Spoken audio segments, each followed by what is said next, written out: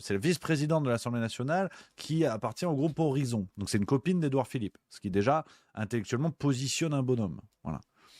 Naïma Mouchou, elle nous a dit, je cite, « L'Assemblée nationale n'est pas un décor de télé-réalité. Le coup médiatique d'Élise Lucet, soumettant des députés à des tests de dépistage de drogue, est une humiliation pour notre institution. J'ai adressé une lettre à Yael Braun-Pivet pour exiger une réaction ferme. Nous ne pouvons pas tolérer que le Parlement soit ainsi instrumentalisé. » C'est Naïma. Naïma, alors elle est mignonne. Naïma Bouchou. Ah ouais, Bouchou. Naïma Bouchou. Mais qu'est-ce qui se passe, Naïma, en fait? Quand t'as Andy Kerbrat qui va chipper de la 3MMC sur un quai de métro, il est député, le type. Là, Naïma Bouchou, elle n'a pas dit c'est une humiliation pour notre institution. Sauf erreur. Si quelqu'un a le tweet, avec plaisir pour le mettre en lumière. Quand vous avez un sénateur qui est dans une affaire de sextape, Naïma Bouchou, on l'a pas entendu, sa grande gueule.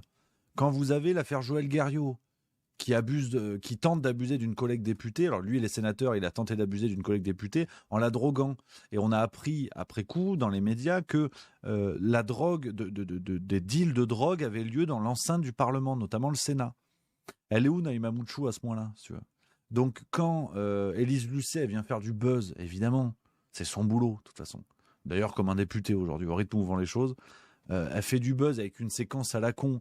On suppose que, toujours le rappel, on n'a pas fini d'en parler, quand on prévient des gens de pouvoir qu'ils vont être perquisitionnés, quand on les prévient, ce qui est parfaitement illégal, vous vous doutez bien que les députés, pour des tests de drogue, ceux qui ont sniffé autre chose que des culs, à mon avis, ils sont prévenus aussi.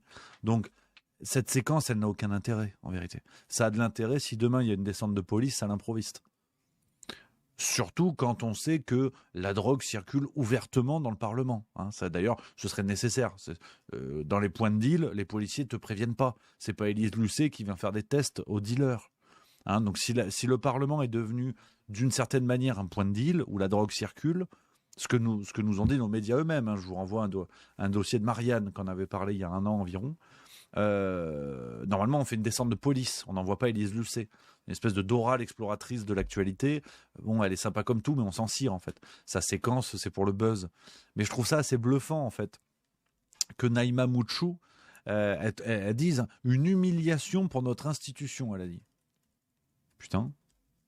C'est chaud, hein. Alors que le reste, apparemment, ça la dérange pas trop, tu vois.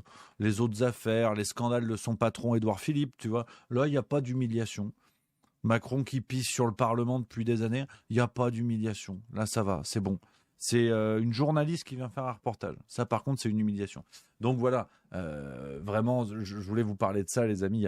Ça fait rire les oiseaux, ça fait chanter les abeilles.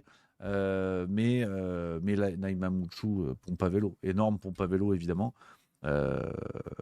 Et j'en appelle, voilà, pour finir là-dessus, les amis, j'en appelle évidemment à une descente de police au plus vite au Parlement. C'est pas à Élise Lucet de venir faire le buzz avec 3 tests à la con, c'est à des policiers qualifiés de venir faire ça pour véritablement contrôler, ou alors, à minima, que nos représentants politiques soient soumis de manière annuelle et imprévue à des tests de drogue, à des tests de dépistage. C'est aussi ça, la représentation nationale. Et quand on sait qu'on a des gens comme Louis Boyard, qui sont des anciens dealers, qui ont un rapport clair avec la drogue et qui aujourd'hui militent d'ailleurs pour la légalisation de certaines drogues, je pense que ça peut être intéressant. C'est une idée que je propose.